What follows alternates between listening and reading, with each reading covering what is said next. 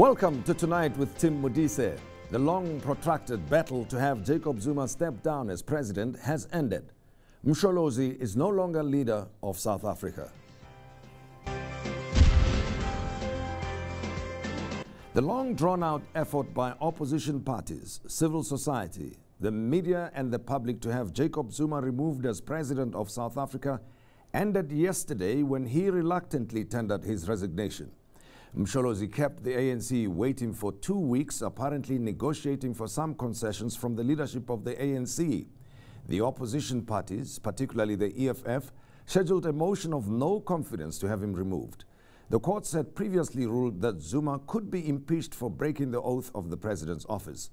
The reasons for his departure are many and varied, but the calls were loud, and now his deputy, Cyril Ramaphosa, is in charge as president. I'm joined by the political editor of the Sowetan, Moipone Malefane. How's Moipone? Pleasure to have you with us on the program, and thank you very much. Yesterday was a drama-filled day with the Hawks swooping on the Guptas, close associates of President Zuma, and the ANC caucus met in Parliament where they were briefed that a motion of no confidence was going to be supported by his own party following long negotiations with him. And then he granted an interview in the day where it sounded like he was not going to resign. And when he did resign on television to the, and making the announcement to the rest of the world, he sounded like he was not happy with the whole process of resigning and complained and ultimately said he is stepping down. What did you make of all the drama around President Zuma in the last 24 hours of his time in office as president of South Africa? I think everyone from ANC, COSATU, SACP, they have to be blamed for what we saw finally happening. President Jacob Zuma was never held accountable on anything that he had done, from being insulting people, attacking those that disagreed with him. The court cases and so on, COSATU and SACP came in towards the end, and some of the ANC leaders also, after the Constitutional Court ruling that indicated that he has violated his own oath of office, of which President Jacob Zuma to date did not understand. That's when some of the ANC leaders and civil society's movement on the Nkandla matter realized that we are heading for a disaster here. And that was also after the state, former public protector Thulima Donzela, remember, he released a report on state capture, and it put it out there in terms of how the president and his friends have been stealing from SOEs and also in government, and how the Gupta family that we just referred to, that the Hawks visited them yesterday, and I understand they are appearing in court. Some of the family members and those that worked with for them are appearing in Bloemfontein in court today.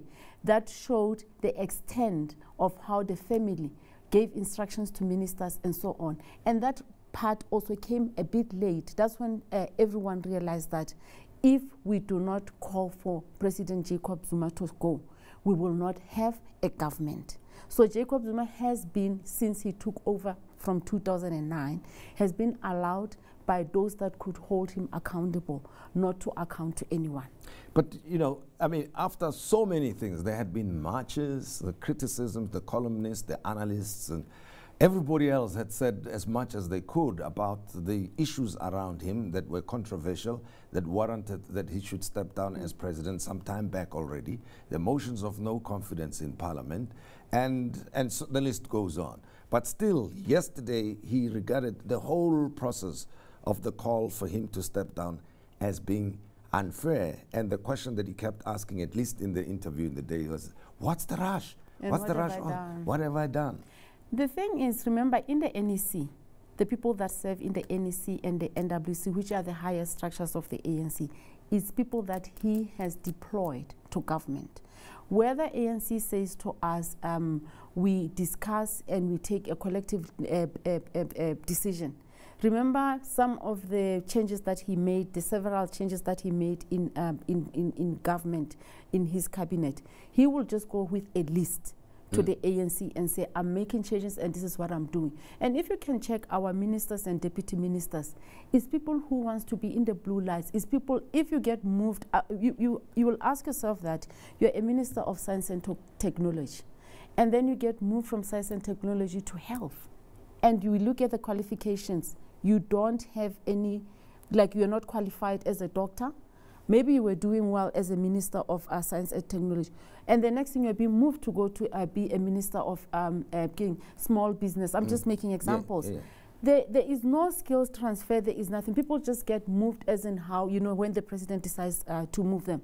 In that regard, all those people that serve there, most of them, they were the ones that were supposed to have held him accountable to say, you are embarrassing the party. But they failed to do that because he has given them jobs. It's what people call politics of the stomach. But now, President Zuma, was hailed as a great chess master, that he was a politically very wily, sharp-minded person who knew how to play the political game, and that's how he retained power. You go along with that view that he was a chess player of note in terms of politics? Yes, I think he played that very well, but towards the end it didn't end that well. I think he's street smart, but I don't think he's intelligent. Those that, for instance, the last reshuffle that he did, that's the one where he only recalled Dr. Blayden Nzimande, who was the Minister of Higher Education.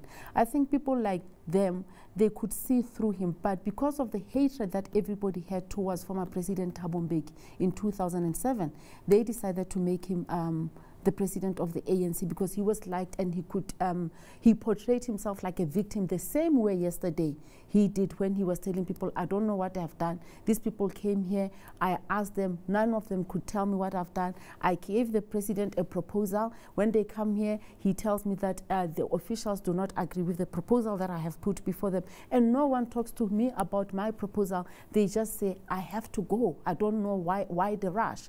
In that way, if he had spoken about, like if that interview was on ordinary SABC channels and he was addressing the nation in his mother tongue, I can tell you most South Africans would have believed what he is saying. He is very good at portraying himself as a victim, and I think going forward he might do it. But he forgets when former President Thabo Mbeki got rid of him, the situation, the environment was different.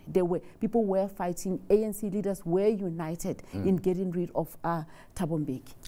Let's look at the role he played in terms of the of running the country as president now, because some, including himself, he refers back to an old past when he was in exile and part of the ANC, the liberation movement. Now ANC is government and has been government for 23 years, and he's been in charge of that government for almost 9 years.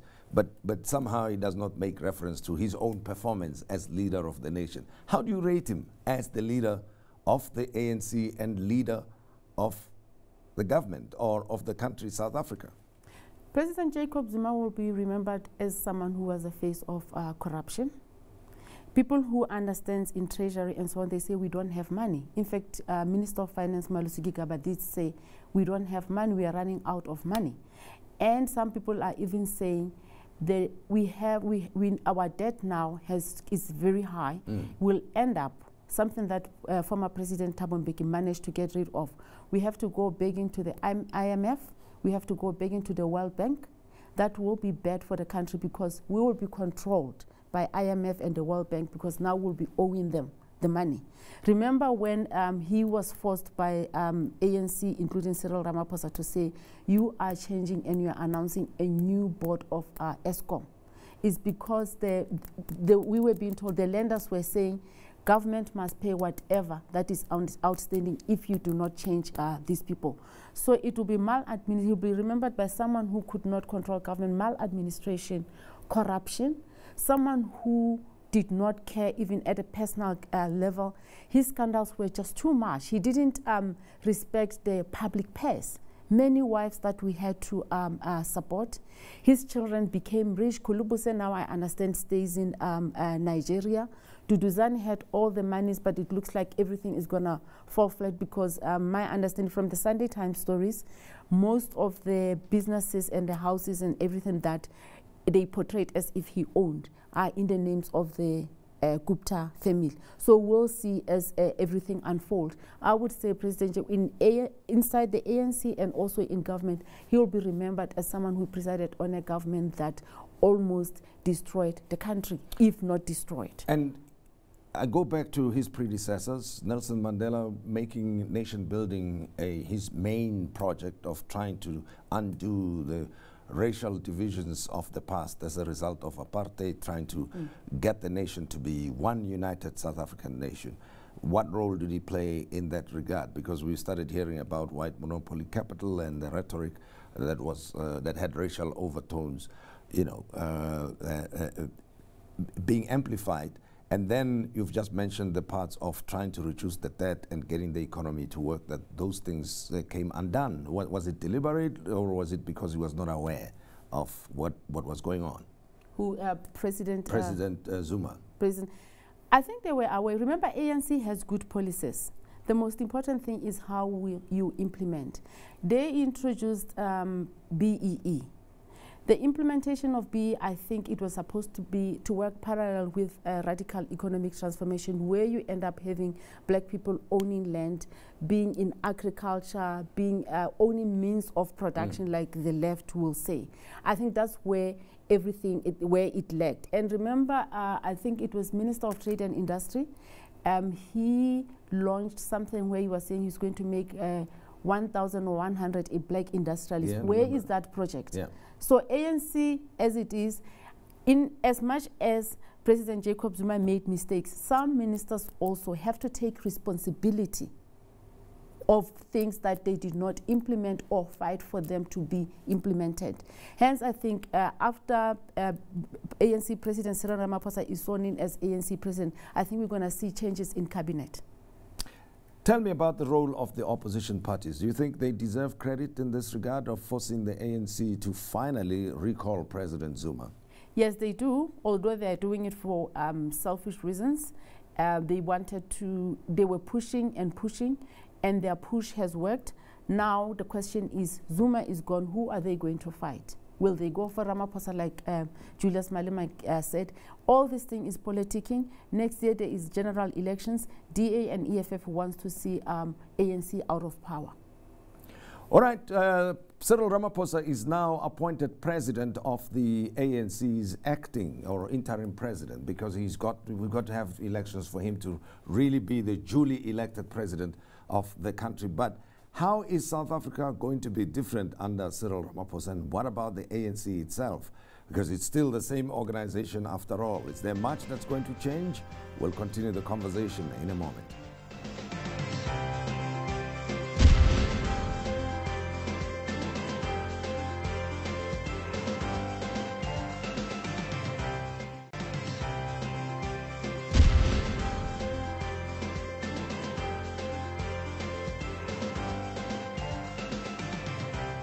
It seemed like President Zuma's departure was happening in slow motion, but in the final 3 days it accelerated to a whimperish sort of end, with President Zuma very reluctantly to depart the office, and of course still complaining that it was rushed and that it was unfair to him. But then Cyril Ramaphosa, his deputy, is taking over as president of the country. So what's in store for South Africa? Political news editor of the Sowetan, Moipone Malefane, is still with us on the program, and COSATU spokesperson Sizwe Pamla is joining us. And Sizwe, welcome. Thank you. Now, we spoke about the role and influence of President Zuma, and there's so much to be said about him and his role. But finally, he left, Sizwe, and COSATU is part of the tripartite alliance. You could have reasons for his departure, because that's one question. One issue the former President Zuma was complaining about, that he does not know why he's been asked to go. Why? Well, firstly, for us as an alliance partner, he's been a very toxic figure. He divided the ANC. The factions intensified under his leadership. He collapsed the alliance. He collapsed the economy. He was surrounded by scandals left, right, and center. I mean, you can go back to Nkandla. You can go back to all of the scandals that had followed him. The image of the ANC was dented. So going forward, the people of South Africa were starting to be tired. There was fatigue. And it was time for him to go, really. The ANC was never going to really convince the electorate that he still deserves a second chance if President Jacob Zuma was still in the picture. Okay, he's gone now, and his deputy, Cyril Ramaphosa, is taking over as leader and president of this nation. So what can we expect from Cyril, or at least what would you like to see in his entree that he must deal with immediately? You know, some of the things will take a longer time to sort out, you know, the whatever challenges we have in the nation. But what do you think are the immediate challenges that he must deal with? Well, fix the cabinet. There are a number of people there who needs to be let go. Fix the cabinet, fix the SOEs, meaning change those boards, take out those senior executives who are implicated in corruption. At the same time, what we really need is to put social partners around the table so that we can have a conversation about how we kickstart the economy. Because for us as workers, the issue of jobs is very important. And if we don't have an economy, then we can't have a conversation about jobs. Mm-hmm. But also, we are not going to tolerate a situation where the solutions are going to be imposed on us. As workers, we carry this economy on our backs. So we want to be consulted as to how we proceed. Let's have that conversation, which is why we've called for a job summit as COSATU, to say, let's go and discuss the issue of how do we kickstart the economy, which sectors should be prioritized, and also how do we deal with the issue of automation and mechanization, because we can have an economy that actually grow, but if we do not realize that we have a situation now in the country where machines are replacing workers, we'll still not be able to employ those unemployed people. So we do need a conversation, but it has to be a conversation that involves all social partners, business. And we'll pick up on some of the points you've raised, but I want to come to you, Moipone, and talk about, you know, from the other stakeholders' point of view, what do you think the expectations are of Cyril Ramaphosa? What must he deal with almost immediately? And there are, of course, medium to long-term issues that he's got to attend to. I think he's got a very, very difficult job because the ANC is highly, highly divided. And I agree with Sizwe that he has to fix cabinet, SOEs, and also the security cluster. He also needs to ensure that if people are appointed in positions, they do not serve the president or those close to the president. Issues of NPA having not prosecuted any case, and they are only starting now because they saw that President Jacob Zuma was about to fall. It is completely unacceptable, and it's one of the things that will paralyze his presidency, and people will end up questioning what is it that he is doing. But precisely that, the same point of prosecuting people, that how does he go? Will he have room to maneuver if the ones he must prosecute are the ones who are surrounding him, some of them, that is, you know, because the prosecutions you're referring to in the main involve politicians and some powerful elites in our nation. Do you think that will help him get on with the program of running the country whilst these prosecutions are taking place? What is important is ANC leaders at the moment, they must have learned from the past experience and how things unfolded even during the time of former President Thabo Mbeki. They cannot continue to commit the same mistakes. If we have done wrong, you must face the music. So if he can't do that and surrounds himself with people that whose image is already in tatters, then he will not be able to lead, and he will be judged at the end of his term. And may not be able to win the confidence of the broader South Africa. Yes, right? But let's go back to the cabinet changes that you'd like to see happen. And I suspect you mean the changes that must happen immediately. Which ones are those? Look, as COSATU, we have a very long list. In fact, starting last year, we called for Mosebenzi Zwane to go. I mean, you look at the mining sector, it's still a very strategic sector of our economy. The Chamber of Mines has made it very clear that they are not prepared to work with him. As workers, we are not prepared to work with him. So he needs to go. If you look at the issue of SASSA grants and the crisis there is no justifiable reason why Minister Matabele Dlamini is still there. You have to look at what we have read from the Gupta leaks with regards to Minister Faith Mutambi. Minister Kekaba really needs to step aside. He's not the right person. There are still answers, questions hanging over his head. And look, David Mahlobo, we need someone who's going to go there and who's not close to Russians, to the Russians with regards to nuclear, because we want people who are here to serve South Africa and who are here to serve South Africans. We do not want people to use their political connections outside of the country. The notion that, for example, President Jacob Zuma wanted to introduce President Cyril Ramaphosa to BRICS is laughable. We are partners. Why is it? I mean, you literally are laughing at that, Moipone. Why is that the case? Who introduced him to BRICS? Who introduced him at the AU? If you are elected, you are a president, you'll be welcome. There is no need. What is it that he's hiding that he still wants to do in the next 90 days? Yeah. Okay. Well, those are some of the people that we'd like to see gone. But in terms of the program now, the replacement of people, I understand. What are the immediate things that you think he's got to address anyways if he's going to win the confidence of South Africans as well as help stimulate economic growth? It's prosecution of those that are implicated in the state capture. The changes that Sizwe speaks to, because Msebenzi, if the workers do not want to work with him, and the mining chamber also is saying they do not want to work with him, who is he going to work with? Who is he saving? So such people have to go immediately. But I also think to a certain extent, ANC has to look at professionalizing government, in a sense that ministers, you can't just take Sizwe and go put him somewhere and make him Minister of Energy when he knows nothing about energy. So the appointments of ministers and the appointments of DGs, they really need to look and find a way of doing them differently, so that a person, you cannot have a Dikha Moseneke and say to him he must do something wrong. For instance, an example, when he was appointed Chief Justice, everyone thought that is going to be Zumas Legi, but he showed that I studied, I'm a judge today, I've gone through the ranks, and I will not do anything wrong. The reason why we have people continue to do as they please is because they are not educated. We need people that can take our government serious. ANC has been in government since 1994. Most of these people, if they were serious about education, they would have completed their degrees and masters by today. Well, the position of president is very critical in the running of any country, and definitely in South Africa it's one of the most powerful positions.